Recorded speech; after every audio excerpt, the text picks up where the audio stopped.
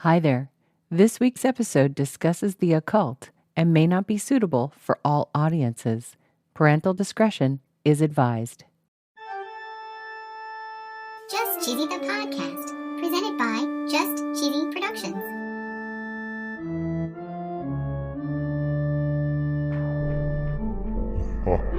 Hi there. I'm your host, Fondue. I'm Cheesy. In this week's episode, we're talking about Tyromancy, Groaning cheese, grilled cheese manifestation. Wow. We're talking phobias, pairings, Muenster, and even ghosts. Oh no. And of course, we tell our very cheesy joke. Yeah, joke. Stay tuned for the Halloween edition of Just Cheesy the Podcast. Episode 102, Trick or Cheese.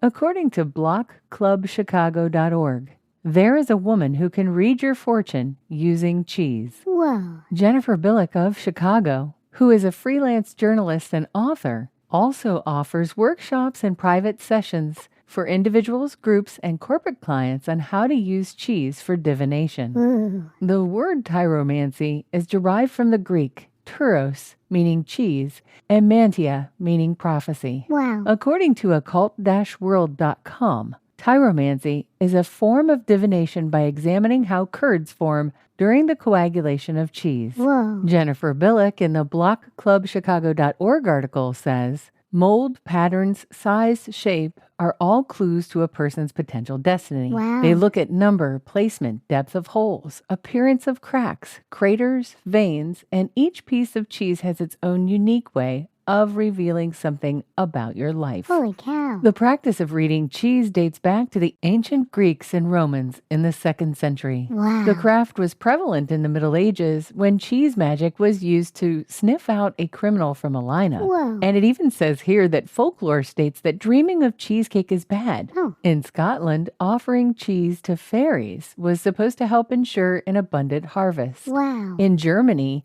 those looking to become pregnant believe they could enhance fertility chances by throwing a piece of cheese over their shoulder. Really? The video game The Witcher uses cheese for fortune telling, and it's recommended to hold a dipped piece of bread near a candle while thinking of a question and looking at the shadow it casts for an answer. Oh, wow. Occultworld.com also says that tyromancy was used by young maidens in the countryside villages to predict the names of their future husbands. Whoa. They would write the name of their prospective suitors on a piece of cheese, and the one whose name was on the piece of cheese where mold grew first was believed to be the ideal love mate. Wow. According to people.howstuffworks.com, there is something called groaning cheese. What? It gets its name because of the noises a woman emits during the pain in childbirth. Oh, yeah. Much like the tradition of today when a new father is given a cigar, back in the 16th century, fathers would get a wheel of cheese when their wives would go into labor. Wow. As soon as the baby was born,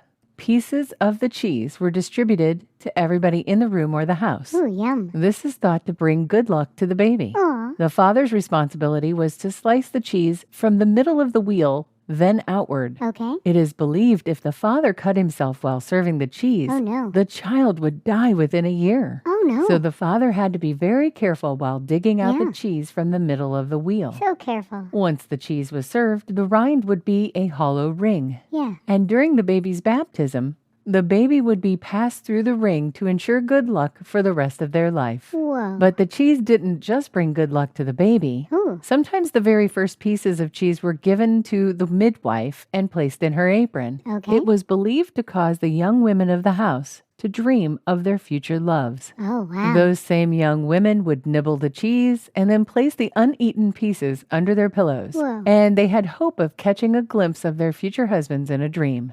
Wow. If someone refused a portion of the groaning cheese, it meant the child would grow up unlucky Oh. and devoid of personal charm. Aw. And according to plentiful.earth.com, apparently you can use your grilled cheese sandwich to manifest your goals. Whoa. They say that grilled cheese sandwiches sandwiches have magical correspondences. Ooh. Bread is great for nutrition, grounding, and protection. Whoa. They say that cheese is good for setting and completing goals, Yeah. and butter is slippery, sweet, and delicious. Oh, yeah. And it makes sure that your manifestation is a smooth process. Wow. Your manifestation would be as follows. You hold the grilled cheese sandwich and think about each part of your sandwich. How does it relate to your goal and what you want to manifest? Okay. Number 2, you visualize the goal coming true.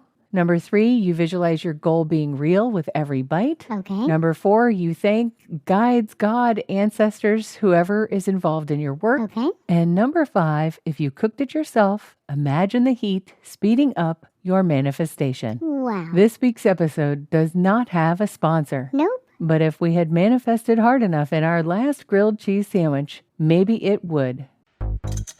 Have you ever wanted to listen to the web? Yeah. Well, Newsly makes that possible. They do. They're an all-in-one audio super app for iOS and Android. Super app. You can listen to trending articles on the web on topics that you choose and get them read to you in a natural human voice. What kind of topics? Sports, Cheese? tech, business, science. Cheese? I'm sure there's even cheese. Yay. They even have an entire section for podcasts. Are we there? Of course we are. Ooh. It's one of my new favorite podcast apps. They even have digital radio. Holy cow. Just go to www.newsly.me to download it free. Whoa. Or use the link in the description.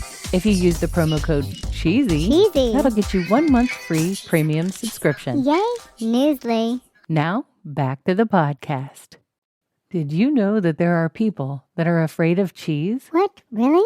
According to Medium.com, there is actually a word for the phobia of cheese. Whoa. It's called turophobia. Aw. And they say that it's more than likely a fear that was caused by a childhood trauma. Oh, no. According to jag.journalagent.com, people with this phobia have a problem with touching, they have an inability to eat it, and they find it disgusting. Aw. I don't know about you, Cheesy, but after trick or treat, I didn't come home and think to myself, ooh, look at that yummy candy. How can I pair that with cheese? Nope. But apparently a couple of websites have thought of it for us, and they've actually given us the perfect pairings to some of the candies that you might get during trick or treat. Whoa. They recommend sour gummy worms and fresh chèvre. Okay. This is a French goat cheese, and it's got a bit of a tang. Yeah. And they say here it looks totally spooky on a board to have a log of chèvre with worms crawling out. Oh, yeah. They recommend mounds and something called Hazen Blue. Oh, okay. They also suggest candy corn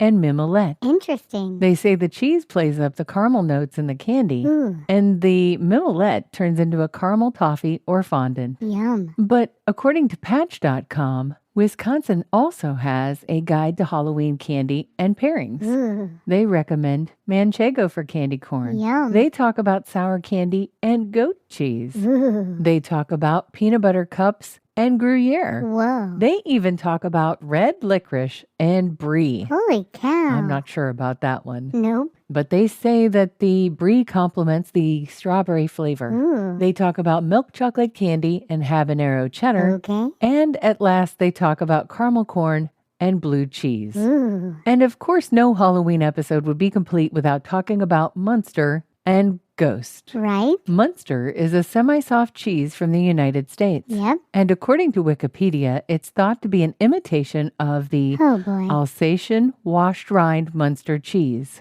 It's pale in color, smooth in texture, and has an orange rind. Ooh. The orange rind is from annatto, which is a sweet and nutty seasoning used to add flavor and color to cheeses. Whoa. And according to Nasonville Dairy, you can pick up a block of ghost pepper jack cheese for $6.45. Yum. They say it's very hot. It has the intensity twice that of habanero. Whoa. And it's for those who crave the heat. I'm ready for a joke, Fondue. Why was cheese afraid to go to the refrigerator? I don't know. Because it heard Muenster was kept inside. Oh, Get it? Muenster was kept inside? that was not very scary. No, it wasn't very scary, but it was a little bit cheesy. Thanks for listening to Just Cheesy the Podcast, Thank you. episode 102, Trick or Cheese.